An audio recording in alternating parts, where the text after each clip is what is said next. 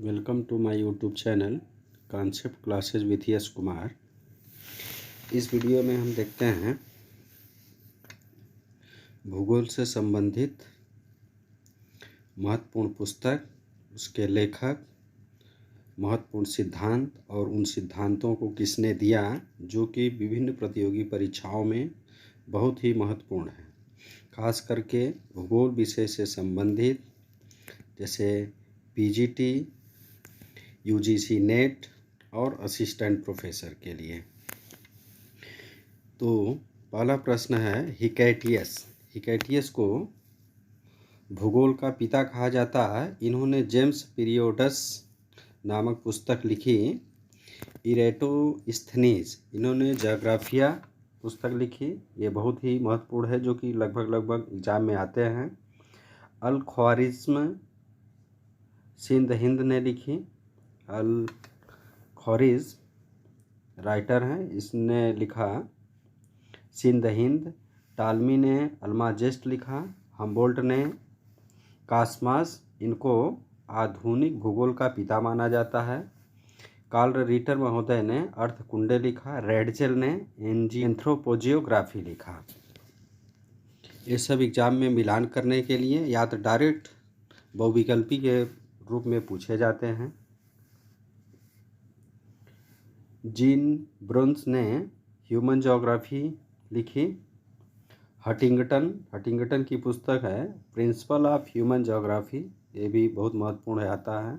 वारेनियस की पुस्तक है सामान्य भूगोल। फ्रेडरिक रेडजेल ने एंथ्रोपोजियोग्राफी मानव भूगोल लिखा। ये रिपीटेड क्वेश्चन है, यहाँ पर भी है। हटिंगटन ने प्रिंसिपल ऑफ ह्यूमन ज्योग्राफी लिखी। वारेनियस सामान्य भूगोल। फ्रेडरिक रेडजेल ने मानव भूगोल नामक पुस्तक लिखी। उसके बाद आइए देखते हैं unity of diversity and unity in diversity. यहाँ पे देखिए, जो यूनिटी ऑफ डाइवर्सिटी है ये हम्बोल्ट महोदय की है और unity in diversity Karl Ritter की। इसको कभी कभी बहुविकल्पी के रूप में पूछ लिया जाता है। चार्ट दिए रहेंगे, यहाँ पे राइटर का नाम रहेगा, यहाँ बुक्स नेम रहेंगे, इसको किसने लिखा है पूछ लेता है, और कभी कभी ये मैचिंग के लिए आ जाता है। 4-5 पुस्तकों के नाम दिए रहते हैं और 4-5 राइटर रहते हैं, उसको मैच करके सही आंसर देना होता है। नेट के परीक्षा में भी, असिस्टेंट प्रोफेसर और पीजीटी भूगोल में भी। यहाँ देखिए महत्वपूर्ण सिद्धांत एवं उनके प्रतिपादक कि कौन कौन से भूगोल के महत्वपूर्ण सिद्धांत हैं और उसके प्रतिपादक कौन कौन से हैं, किसने उसकी व्याख्या की। तो बिग बैंग थ्योरी जॉर्ज लेमेंतर की है। चतुष्फलक सिद्धांत लोथियन ग्रीन की है। और ट्राइपेड संकल्पना फेंक महोदय ने दिया। पेडी प्ले नेशन चक्र एलसी किंग ने दिया। भूसन्नति के सिद्धांत, इसको हॉल एवं डाना ने दिया। सागर नीतल प्रसरण हैरी हैस ने है। इसके प्लेट विवर्तनी शब्द का सर्वप्रथम प्रयोग टूजो विल्सन ने किया और प्लेट विवर्तनी सिद्धांत को हैरी हैस ने दिया। यानी कि हैरी हैस ने सागर नीतल और प्लेट विवर्तनी के सिद्धांत हैरी हैस महोदय ने दिया। अवतलन का सिद्धांत डार्विन महोदय ने दिया। अवतलन का सिद्धांत डार्विन ने दिया। और जलवायु का वर्गीकरण कि किस तरीके से जलवायु है, उसके कितने प्रकार हैं, किस तरह से उसका प्रभाव होता है, उसको कोपेन महोदय ने दिया। एकल जलवायु सिद्धांत क्लीमेंट महोदय ने दिया। और बहुजली सिद्धांत टांसले महोदय ने दिया। कोटि आकार नियम जिप महोदय ने इसको दिया। सन नगर की अवधारणा को गैडेस महोदय ने दिया, और मेगालोपालिस सिद्धांत गाटमैन ने दिया। ये यहाँ पे जितने भी सिद्धांत हैं सब महत्वपूर्ण हैं। इसको 2 बार 3 बार आप वीडियो को देख लेते हैं। जहाँ नहीं समझ में आ रहा है वीडियो को पॉज कीजिए, उसको लिखिए। ये विभिन्न प्रतियोगी परीक्षाओं में पूछे जाने वाले अति महत्वपूर्ण प्रश्नों का संकलन है। क्षेत्रीय विभेदन हार्टसोन महोदय ने दिया। विकास ध्रुव का सिद्धांत पेराक्स महोदय ने दिया। और महाद्वीपीय विस्थापन का सिद्धांत वेगनर महोदय ने दिया। महाद्वीपीय विस्थापन का सिद्धांत ये अति महत्वपूर्ण है, इसको आप अच्छे से कीजिए। महाद्वीपीय विस्थापन का सिद्धांत कि महाद्वीप किस तरह से पैंजिया और पैंथालासा पाले थे, किस तरह से इनमें धीरे धीरे बिखराव हुआ, इसका सिद्धांत अल्फ्रेड वेगनर ने दिया।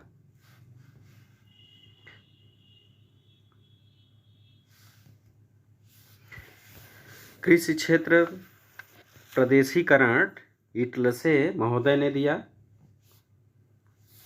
आइसोडापेन स्थानीकरण त्रिकोण को वेबर ने दिया कि किस तरीके से स्थानीय त्रिकोण का सिद्धांत है, किस तरीके से कहाँ पर उद्योग स्थापित करना चाहिए कि ज़्यादा प्रॉफिट हो, तो उन्होंने इसको विस्तृत वर्णन किया। एग्जाम में बस स्थानीय त्रिकोण के नाम से प्रश्न आएगा, उसमें आपको ये पूछता है कि इसको किसने दिया, तो अल्फ्रेड वेबर ने दिया। प्रतिस्पर्धा सिद्धांत फ्रेटर एंड होटलिंग ने दिया। वृद्धि की सीमाएं मीडोज महोदय ने दिया। और भू राजनीति शब्द का सर्वप्रथम प्रयोग किया जेलेन महोदय ने।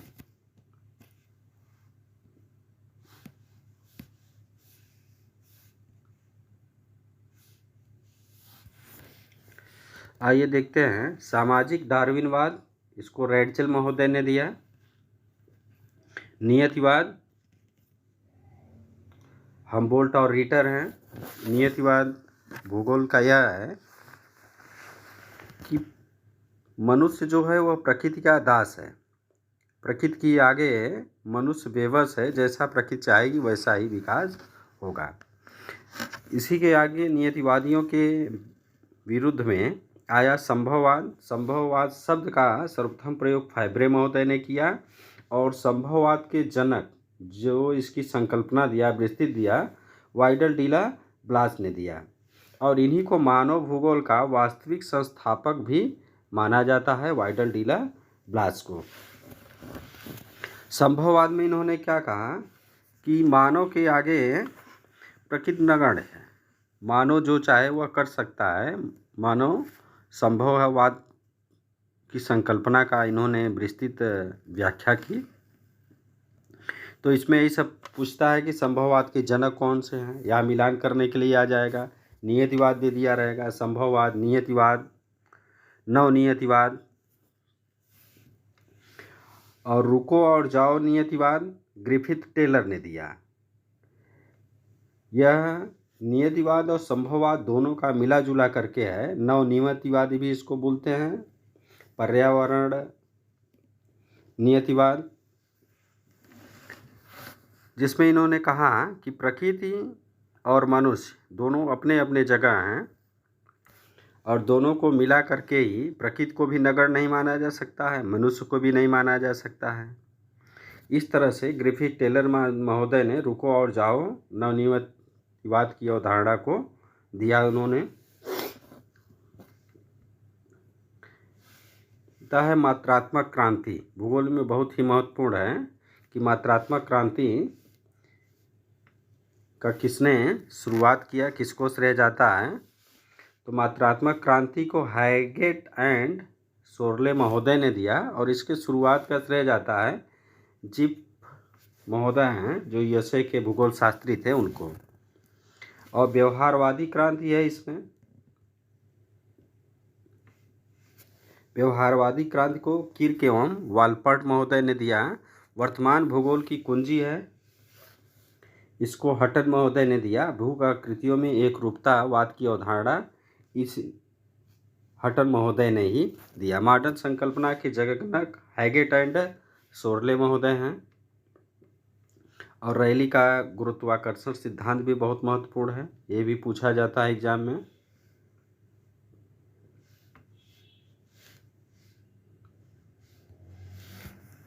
देखिए, सक्रियतावाद ब्रुज महोदय ने दिया। आदर्शवाद भूगोल की दृष्टि से। अतिवाद डेविड हार्वे एंड पीट ने। प्रत्यक्षवाद अगस्त काम्टे ने। मानववाद किरकेयम इफ्यू तुआन महोदय ने दिया। इस तरीके से भूगोल के अति महत्वपूर्ण सिद्धांत हैं जिसको विभिन्न भूगोल शास्त्रियों द्वारा दिए गए हैं। अब आइए कुछ अन्य प्रश्न देखते हैं। एनेक्जीमेंडर, ये देखिए, सर्वप्रथम मापक के आधार पर विश्व का मानचित्र इन्होंने बनाया, एनेक्जीमेंडर महोदय ने। और पहला कार्टोग्राफर का श्रेय इन्हीं को जाता है, एग्जाम में बहुत पूछता है। भूगोल में 20 से 25 प्रश्न इसी तरीके से रहते हैं जो कि सिद्धांत और पुस्तकों के बारे में पूछता है कि कौन सा सिद्धांत किसने दिया, कौन सी पुस्तक किसने दिया, बहुविकल्पी के रूप में, मैचिंग करने के रूप में। इस तरीके से ये बहुत महत्वपूर्ण हो जाता है कि आप इसको किस तरह से तैयार रखते हैं कि फैक्ट बेस के सवाल आपके गलत न होने पाए। थेल्स एवं एनेक्जीमेंडर को गणितीय भूगोल का जनक या संस्थापक माना जाता है। एनेक्जीमेंडर, यही थेल्स एवं एनेक्जीमेंडर को गणितीय भूगोल का जनक माना जाता है। हिकैटियस को भूगोल का पिता, ये फर्स्ट क्वेश्चन भी था वीडियो की शुरुआत में। इन्होंने जेम्स पीरियोडस पुस्तक लिखी। इरेटोस्थनीज ने सर्वप्रथम विषुवत रेखा की लंबाई ज्ञात किया। इरेटोस्थनीज एवं पृथ्वी की परत मापने का प्रयास किया। किसने? इरेटोस्थनीज ने। और इन्होंने ज्योग्राफिया नामक पुस्तक लिखी।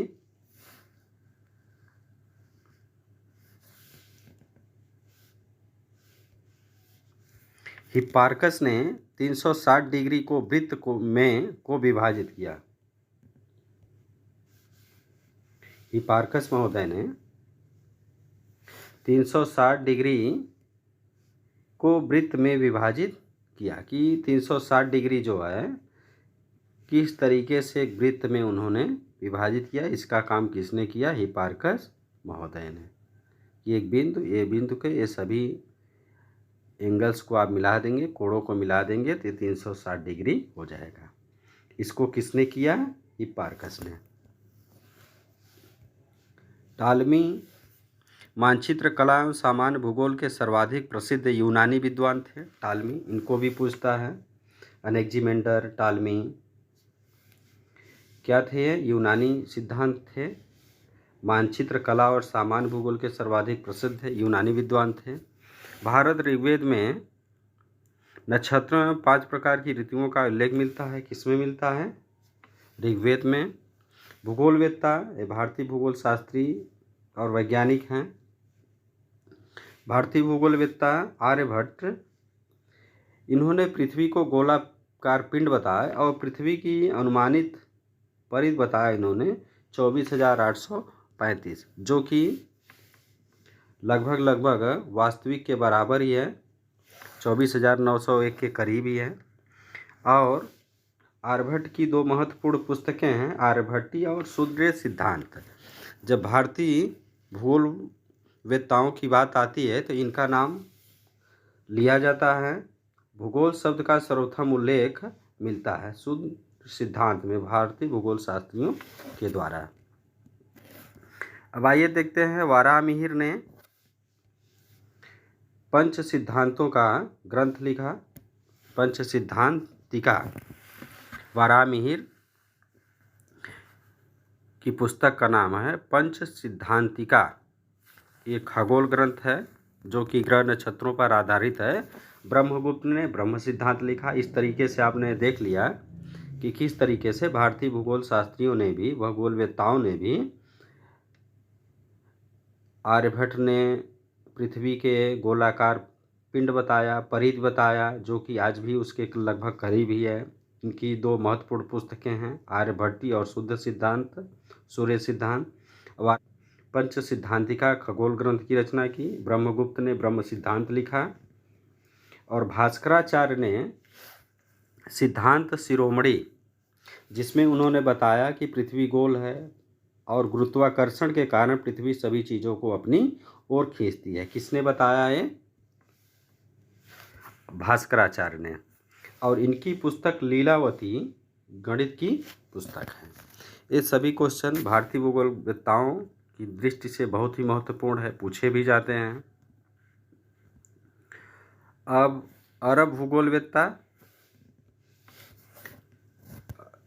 अल ख्वारिज़मी ने सिंध हिंद पुस्तक लिखी। इसको आप ऑब्जेक्टिव टाइप क्वेश्चन में पहले देख चुके हैं वीडियो के बीच में। खलीफा अल मामून ने टालमी के भौगोलिक ग्रंथ का अल्माजिस्ट नाम से अरबी में अनुवाद किया। ये भी देखिए, दोनों ही महत्वपूर्ण हैं, अरब भूगोलवेत्ता हैं दोनों। खलीफा अल मामून ने टालमी के भौगोलिक ग्रंथ अल्माजिस्ट नाम से अरबी में अनुवाद किया। को अरब में भूगोल का पिता कहा जाता है। ये तीनों अरब भूगोल शास्त्री हैं। सर्वप्रथम अरबों ने मानसून की सामयिक प्रकृति का विचार प्रस्तुत किया था। तो इस तरह से अरब भूगोलवेत्ता अल खारिज में सिंध हिंद पुस्तक लिखी। खलीफा अल मामून ने टालमी के भौगोलिक ग्रंथ का अल्माजिस्ट नाम से अरबी में अनुवाद किया। इब्न सीना को अरब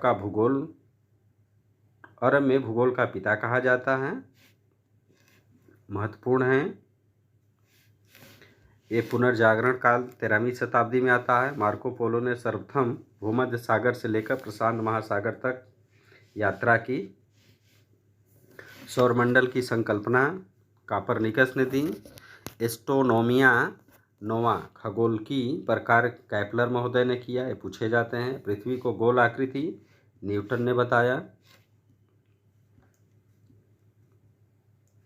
अब आधुनिक भूगोल के क्रम में देखते हैं कि वेरेनियस ने सर्वप्रथम क्रमबद्ध भूगोल एवं प्रादेशिक भूगोल में द्वैतवाद की आधारशिला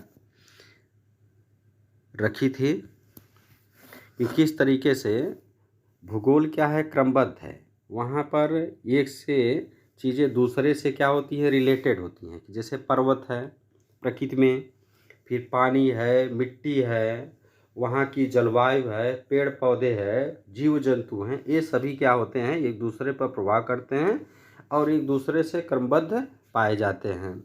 और साथ ही साथ इन्होंने प्रादेशिक भूगोल में द्वैतवाद की अवधारणा की। प्रादेशिक भूगोल यानी कि जगह जगह का जो क्षेत्र विशेष का भूगोल होता है वहाँ पे अलग अलग होता है, हर जगह एक समान नहीं होता है। उसकी जलवायु में अंतर पाया जाता है, तापमान है, मिट्टी है, वनस्पति है, इन चीज़ों में अंतर पाया जाता है। इसी के आधार पर प्रादेशिक भूगोल की उन्होंने आधारशिला रखी और प्रादेशिक भूगोल में द्वैतवाद की आधार को बताया उन्होंने।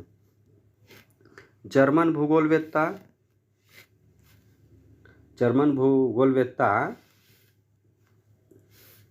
अलेक्जेंडर वान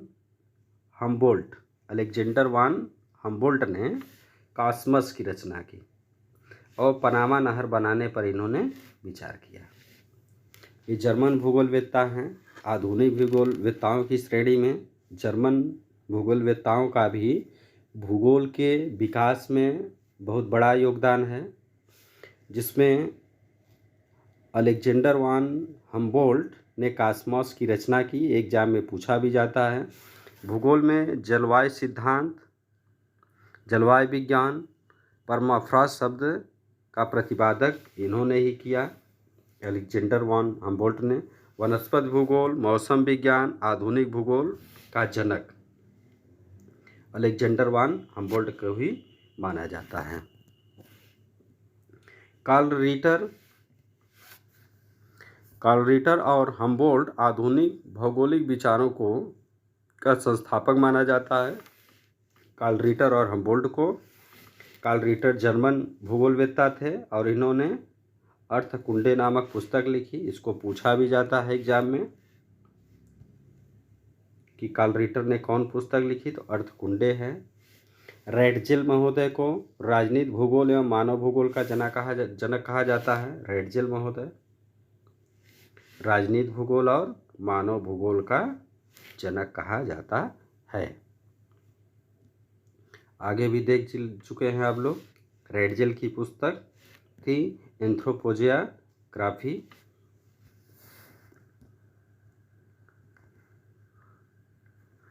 ज़िफरमैन महोदय की युक्ति है कि संसाधन होते नहीं बनते हैं।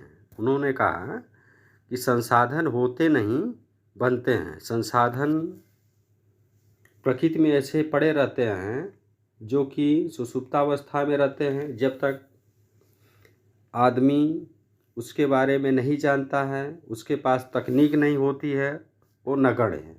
जब उन चीज़ों के बारे में उसका उपयोग किस तरीके से होगा, इसका खनन किस तरह से होगा, इसका आर्थिक रूप से किस तरह से लाभ लिया जाए, जब यह जान जाता है तब वो उसको संसाधन मानता है। इसीलिए उन्होंने ज़िफरमैन महोदय ने कहा संसाधन होते नहीं हैं, बनते हैं। ब्रुंज ने खनन कार्य को प्रकृति में डाका डालने वाली अर्थव्यवस्था कहा है कि यदि हम कोई खनन कार्य प्रकृति में करते हैं, प्रकृति से बहुमूल्य धातुएं हैं उसको निकालते हैं, प्रकृति संपदा का दोहन करते हैं, तो वह प्रकृति में डाका डालने के वाली अर्थव्यवस्था है। ब्रिटिश भूगोलवेत्ता राजनीतिक भूगोल का हृदय स्थल सिद्धांत मैकिंडर महोदय ने दिया, हृदय स्थल का सिद्धांत। और अमेरिकी भूगोलवेत्ता स्पाइकमैन ने इसी हृदय स्थल सिद्धांत के विरोध में रिमलैंड थ्योरी का सिद्धांत दिया। ये बहुत महत्वपूर्ण है कि ब्रिटिश भूगोलवेत्ताओं ने राजनीतिक भूगोल की दृष्टि से हृदय स्थल का सिद्धांत दिया, मैकिंडर महोदय ने, एवं अमेरिकी भूगोलवेत्ता स्पाइकमैन ने रिमलैंड का सिद्धांत दिया। अमेरिकी भूगोलवेत्ता कार्ल सावर को सांस्कृतिक भूगोल का जनक कहा जाता है। ये कौन थे? अमेरिकी थे। यहाँ पे आप धीरे धीरे से देख रहे हैं कि ब्रिटिश भूगोलवेत्ता कौन थे, जर्मन भूगोलवेत्ता कौन थे, फ्रांसीसी भूगोलवेत्ता कौन थे और उनका योगदान किस तरीके से भूगोल में रहा है।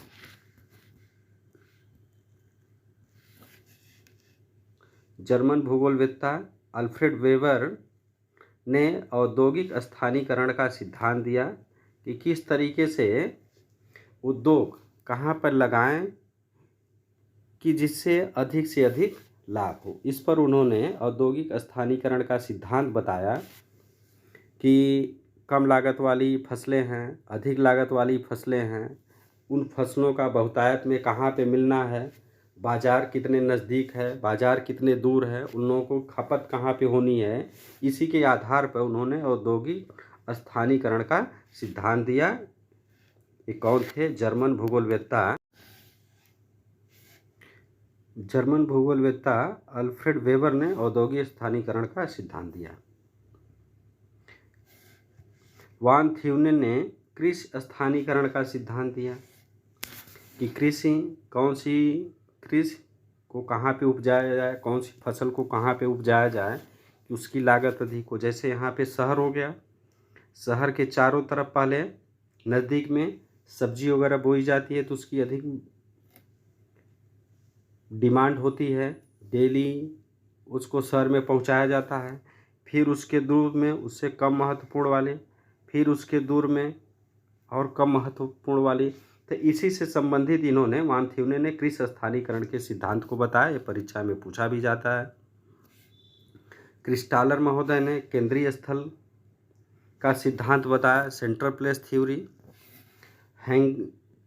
हैंगरस्टैंड ने नवोत्पाद के विसरण का सिद्धांत बताया कि किस तरीके से डिफ्यूजन ऑफ इनोवेशन के बारे में अपनी अवधारणा को प्रस्तुत किया कि किस तरीके से नई विचारधारा है, जो नए उत्पाद हैं, किस तरीके से धीरे धीरे एक स्थान से दूसरे स्थान फैलते चले जाते हैं।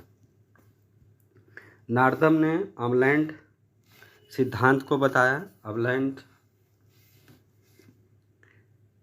ये नगर हो गया, बड़ा नगर, उसके चारों तरफ उसका प्रभाव पड़ता है छोटे छोटे नगरों पर, उसी को उन्होंने कहा कि नारदम ने अमलैंड थ्योरी दी। आंद्रे एलिक्स ने नगर प्रभाव क्षेत्र बताया। नगर प्रभाव क्षेत्र यानी ये नगर हो गया, अब आसपास के इधर जो भी गांव हैं, नगर का इनके ऊपर प्रभाव पड़ता है और ये गांव नगर पर भी प्रभाव डालते हैं। इसी से संबंधित उन्होंने कि नगर प्रभाव क्षेत्र की एक दूसरे पर व्याख्या की। C.D. हैरिस ने नगर प्रदेश शब्दों का प्रतिपादन किया। ब्रह्मांड 140 ईस्वी में खगोल शास्त्री क्लॉडियस टॉलमी ने सर्वप्रथम जियोसेंट्री का अवधारणा प्रस्तुत किया कि पृथ्वी केंद्र में है और सूर्य चारों ओर चक्कर लगाता है और अन्य ग्रह भी चारों ओर चक्कर लगाते हैं पृथ्वी के, यानी कि पृथ्वी यहाँ पे क्या है, केंद्र में है और सूर्य क्या करता है, चक्कर लगाता है। किसका? पृथ्वी का। किसने बताया? क्लॉडियस टॉलमी ने सर्वप्रथम। उसके बाद 1543 में इस विचारधारा के अंश में कापरनिकस ने हेलियोसेंट्रिक बताया। उसने कहा कि नहीं, सूर्य केंद्र में है, यहाँ पे क्या है, सूर्य है और पृथ्वी क्या करती है, उसका चक्कर लगाती है और उसके साथ साथ अन्य ग्रह भी क्या करते हैं, सूर्य का चक्कर लगाते हैं। इसको बोलते हैं हेलियोसेंट्रिक।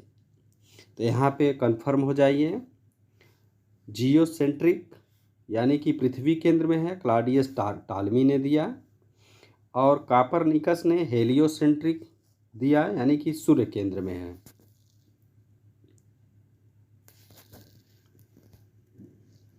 ये है ब्रह्मांड में लगभग 100 अरब आकाश गंगाएं हैं और ढेर सारे तारों का संकेंद्रण होता है। हमारी आकाश गंगा क्या है, मंदाकिनी है।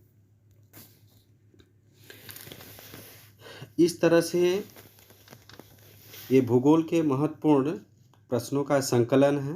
ये हर एग्जाम में पूछे जाते हैं।